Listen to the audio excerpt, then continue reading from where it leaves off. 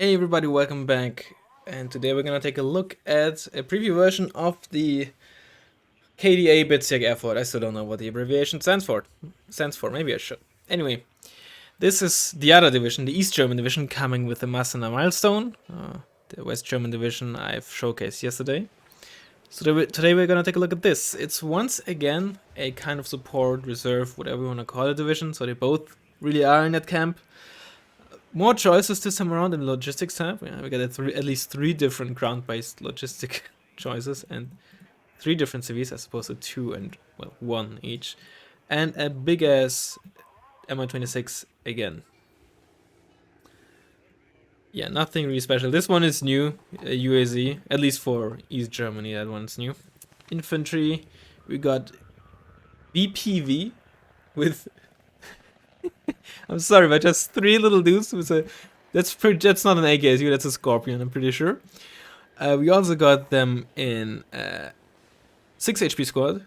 No, that's just mean. Oh no! I was gonna say they cost less than the Feldjäger that the West Germans have, but the Scorpions have a lot less accuracy than the MP5s. Still, I'm pretty sure they'd be better.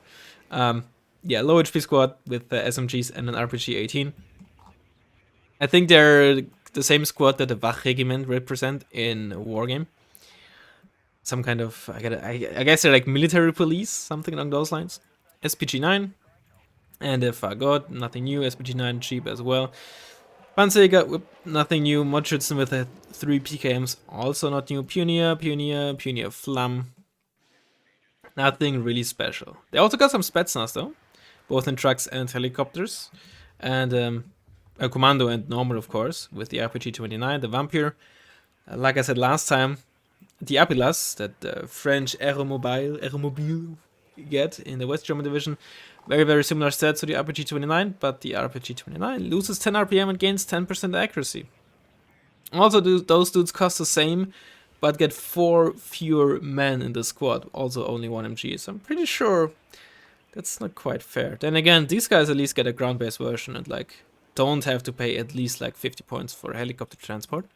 K.d.A. Führer, which is a 6 HP squad. Now, K.d.A. Schützen, they're very interesting. 14 men with base RPG 7s, which I don't know if they're gonna be replaced, but they are essentially like reservists, so maybe they're just gonna use outdated stuff anyway, so it would make sense, I suppose, if East Germany, not West Germany, still had them in the arsenal, which I guess I wouldn't be surprised about. And you also get them in the SPW 152K, which is honestly, at least on paper, a decent transport. You get a 50 cal on a wheat transport with 1 armor all around. It's not too bad when it comes to ground-based transports.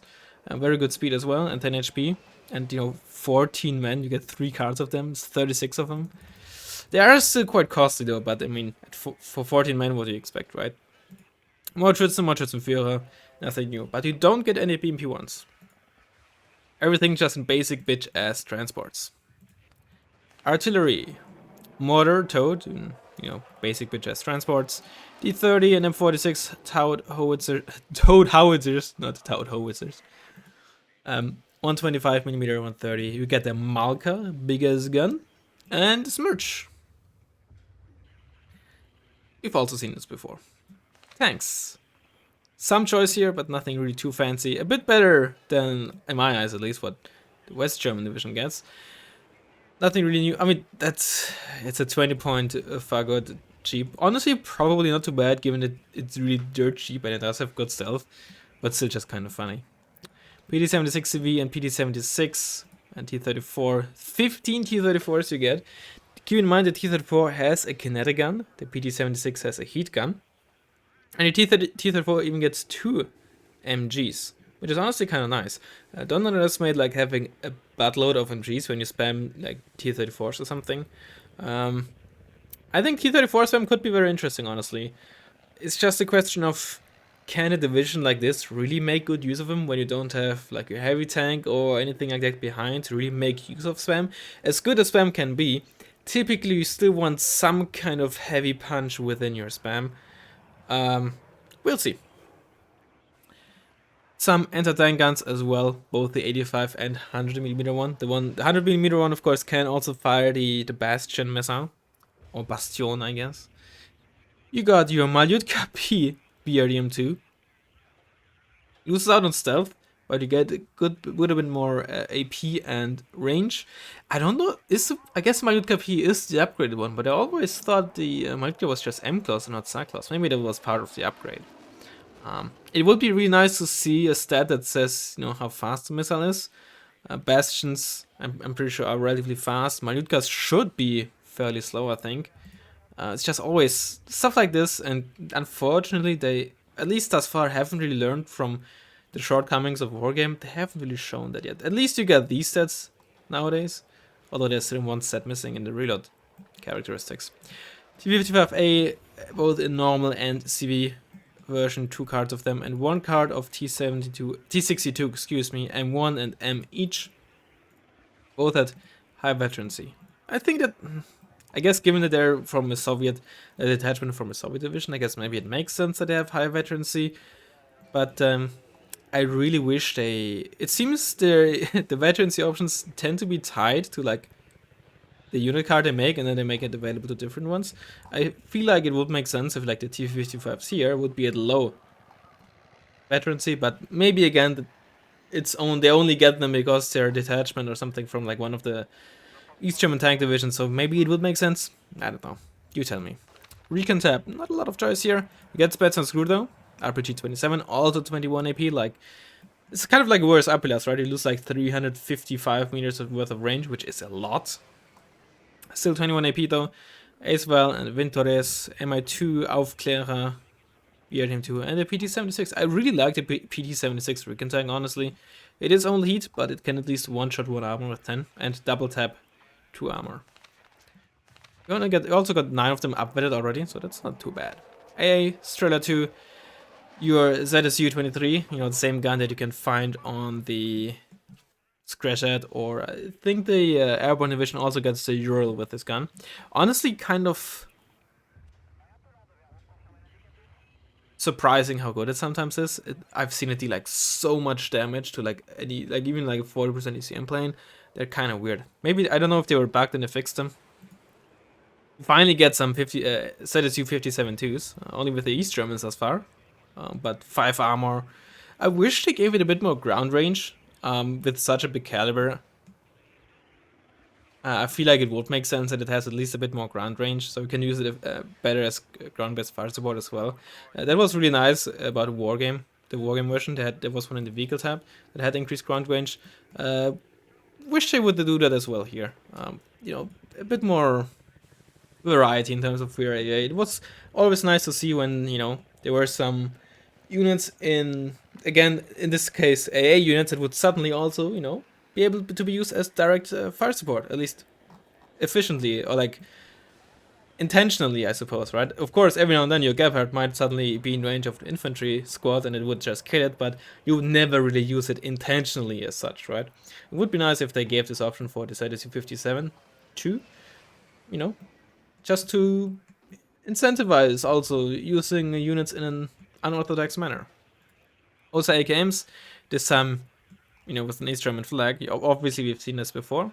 Book M1, which has a massive 5,300 meter range, a base accuracy of 65. So out of the box, this mother trucker at 2 per card comes out with 74% accuracy and 9 HE in this range.